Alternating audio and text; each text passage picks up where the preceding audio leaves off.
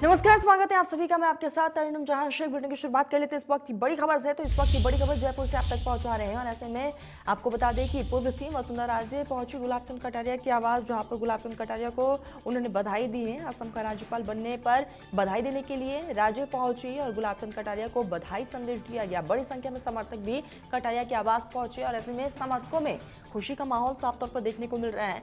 पूर्व सीएम वसुंधरा राजे गुलाब चंद कटारिया के आवास पहुंची और ऐसे में आवास पर लगातार नेताओं के आने जाने का सिलसिला जारी है। राज्यपाल बनने पर ये बधाई देने वालों का सिलसिला जारी हो चुका है।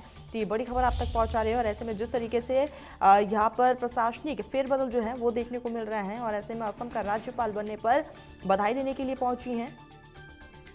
तो ये बड़ी खबर आप तक पहुंचा रहे हैं और ऐसे में बड़ी संख्या में समर्थक भी कटारिया के आवास पहुंचे। खुशी का माहौल साफ तौर पर देखा जा रहा है। इसके साथ ही आपको ये भी बताते चले कि पूर्व सीएम वसुंधरा राजे समेत कई समर्थक जो हैं वो वहां पर मौजूद हैं, आवास पर मौजूद हैं और यहां पर बधाई देने वालों का सिलसिला लगातार जारी है। तो देश भर में कई राज्यों के राज्यपाल बदले गए हैं और ऐसे में राष्ट्रपति द्रौपदी मुर्मू ने महाराष्ट्र के राज्यपाल भगत सिंह कोश्यारी और कई ऐसे राज्यों के राज्यपाल हैं जिनकी नियुक्तियां की है और इसी कड़ी में जो है बड़ी संख्या में समर्थक भी कटारिया के आवास पहुंचे और यहाँ पर गुलाब चंद कटारिया को असम का जिम्मा सौंपा गया है। तो पूर्व सीएम वसुंधरा राजे गुलाब चंद कटारिया के आवास पहुंची और ऐसे में उन्हें ये बधाई दिया गया है। तो लगातार बधाई देने वालों का सिलसिला जारी है। तो असम के राज्यपाल के रूप में गुलाब चंद कटारिया को नियुक्त किया गया है।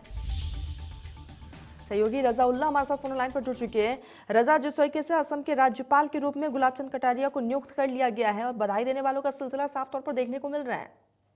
बिल्कुल, देखिए राजधानी जयपुर के सिविल लाइन इलाके के अंदर जो नेता प्रतिपक्ष थे गुलाब चंद कटारिया, जिनको आज ही जो असम का राज्यपाल बनाया गया है, उसके बाद बड़ी संख्या में चाहे बीजेपी प्रदेश अध्यक्ष सतीश पूनिया की बात की जाए, राष्ट्रीय महामंत्री अरुण सिंह की बात की जाए, राजेंद्र राठौड़ की बात की जाए, या जो बीजेपी की वरिष्ठ नेता है जो राजस्थान की पूर्व मुख्यमंत्री रह चुकी है वसुंधरा राजे, वो तमाम लोग आज जो है गुलाब चंद कटारिया के निवास पहुंचे हैं। यहाँ पर बधाई देने का लगातार जो सिलसिला है जारी है। जो बड़ी संख्या में जो समर्थक हैं वो यहाँ पर पहुंचे हैं। तमाम लोगों ने जिस तरह से देखा कि जो नारेबाजी की गई जमकर गुलाब चंद कटारिया को राज्यपाल बनाने के बाद, ये कहा जा सकता है कि कुल मिलाकर एक बड़ी जिम्मेदारी किस तौर पर गुलाब चंद कटारिया को मिली है। तो इससे बीजेपी खेमे में काफी खुशी नजर आ रही है कि राजस्थान के वरिष्ठ नेता को किस तरह से राज्यपाल नियुक्ति दी गई।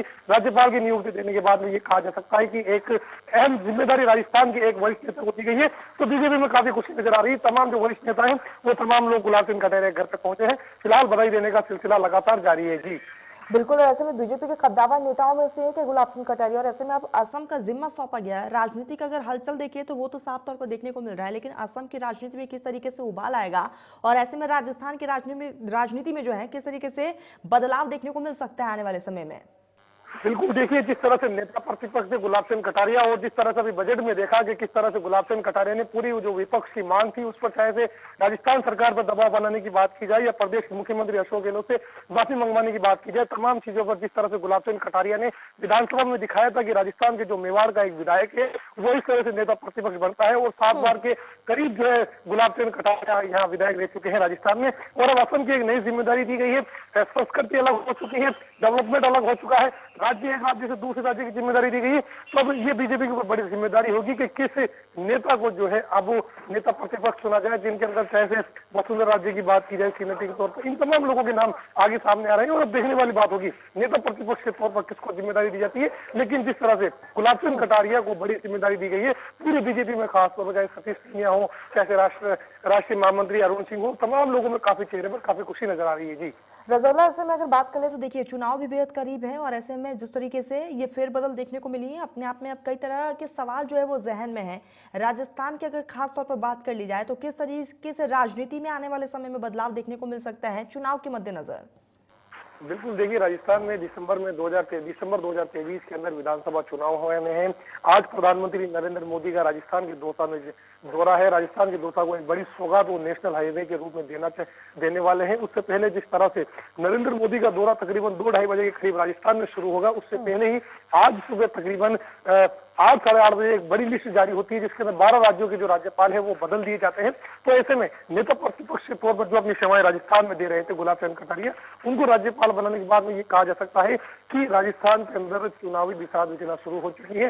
राजस्थान में आने वाले वक्त के अंदर जब भी जिस तरह से चुनावी सभा होगी, चुनावी रैलियां होगी, वहां पर गुलाब चंद कटारिया का जरूर जिक्र होगा।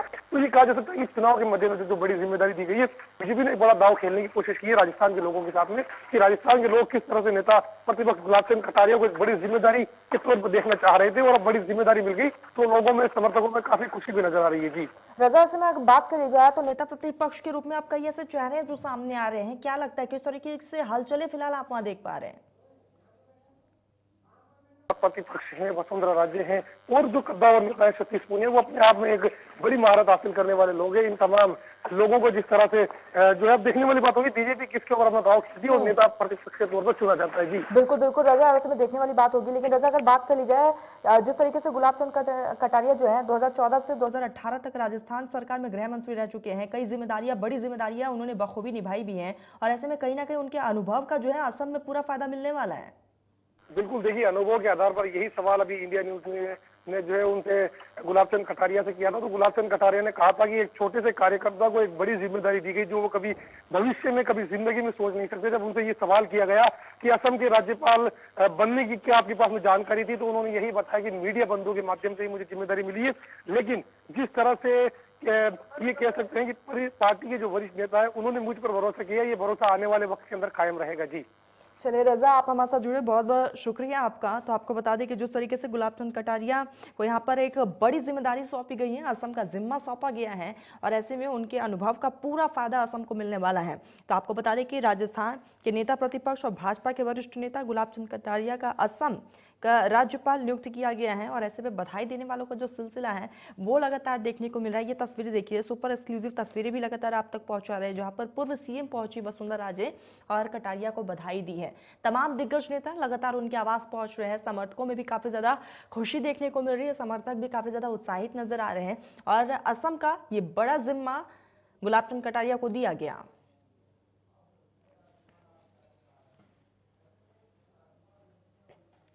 इसी बीच बड़ी खबर